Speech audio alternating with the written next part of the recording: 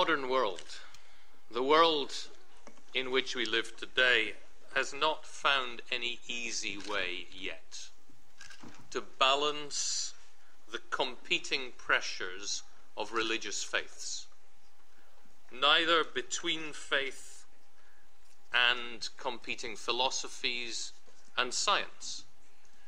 And that is why I think for liberals and radicals, secularism must be the starting point. Why is it important that the EU institutions are strictly secular? They have to be strictly secular, not because the secular values are the only values, as Graham said, but because it is the only guarantee we have for freedom of religion, freedom of conscience, and the diversity that we are so proud of in Europe. Maybe some of the theses that we have been promoting will lose some weight, but what is the issue that is emerging today is that Europe finds itself without any soul. Europe has no intuition, no feeling of its past. Are religious people fanatics, or are fanatics religious? The first refers to people who defend an anti-religious position, and the second perhaps corresponds more to reality, since there are people who do promote spiritual inspiration. We can seek the truth. If we had it already, we wouldn't need to look for it. The search for the truth is essential, as we've heard. In the interreligious dialogue, it's what we call a cosmetic dialogue. That is a dialogue where we talk, we're invited, we're at the same podium, we discuss, but it all stays at a very polite, very agreeable, very well-ordered level, but in which we rarely get down to the hard matters of the subject at hand. Catholic fundamentalism is a return towards forms of absolutism, intolerance. Why? For a very simple reason.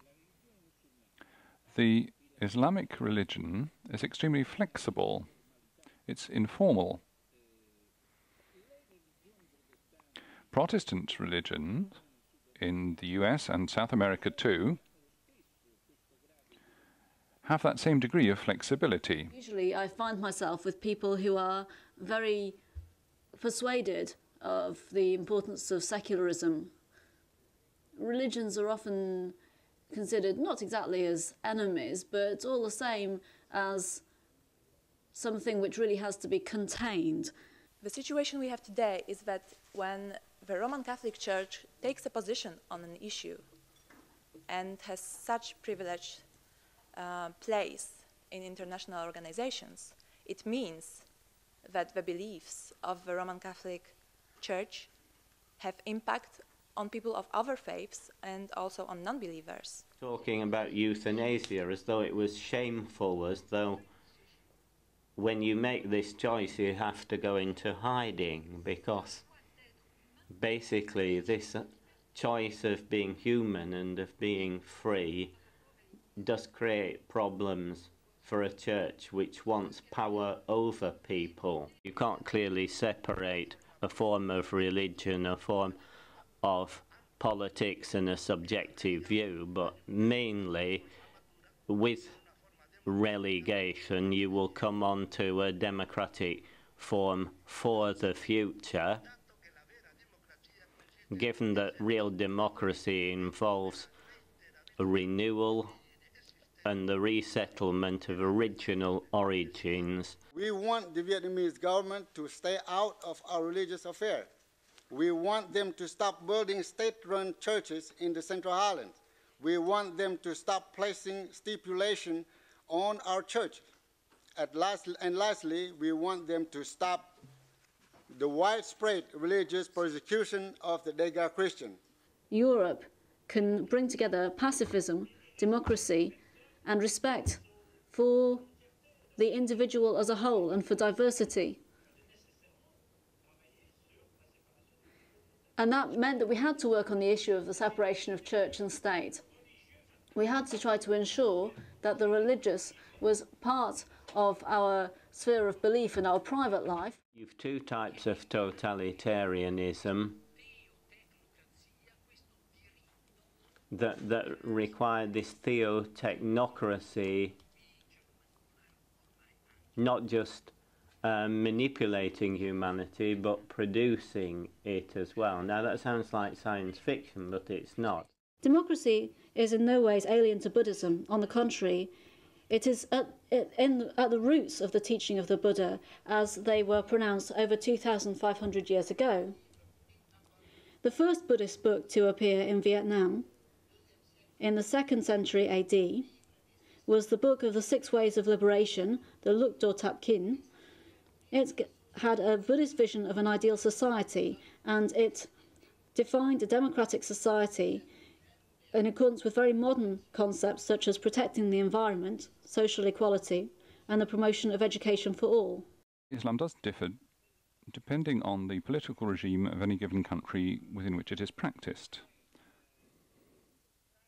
The more democratic the state structures, or the closer the state structures are to democracy, the more you will find Islam being practiced in what people dub a moderate way, whereas if you're living in a dictatorship or an autocracy, the more likely you are to find Islamic practice of a more fundamentalist or conservative hue. Nowhere else in the world do people go on about secularism, and even within Europe, you'll see that secularism is really a typically French concept, but Turkey adopted it. In the Arab world, the word secularism is actually translated by anti-religious or unreligious. It has a very negative connotation.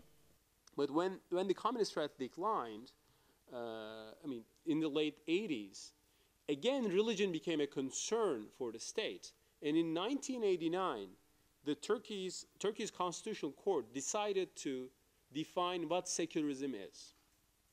This is crucial because in the Turkish constitution, it says Turkey is a secular state. It's completely inappropriate to present religions, certainly the Catholic religion, as being a guarantee of peace in themselves. The very same religions, if you look through history, have been used for different ends, for instruments of peace sometimes, and for instruments of war on other occasions. We Christians have to be brave enough to get into this saddle and say, you know, if you think we've understood God, surely we should be the first to promote freedom to be anti-clerical. You know, given the line of thinking that led to our foundation. The state has to understand one important thing. Religious confessions are interesting mediators, interesting intermediaries in our society. And multiculturalism helps a lot of people to integrate themselves. Europe, against its historical background, hasn't been able to solve the reunion of the different religious communities. The history of identities in Europe, the history of the differences linked to the identity is a very sad and dramatic history. The Catholic Church has committed itself to self-financing, but the Catholic Church is not doing anything to promote self-financing because the Catholic Church has nothing to win with the cancellation of the direct funding.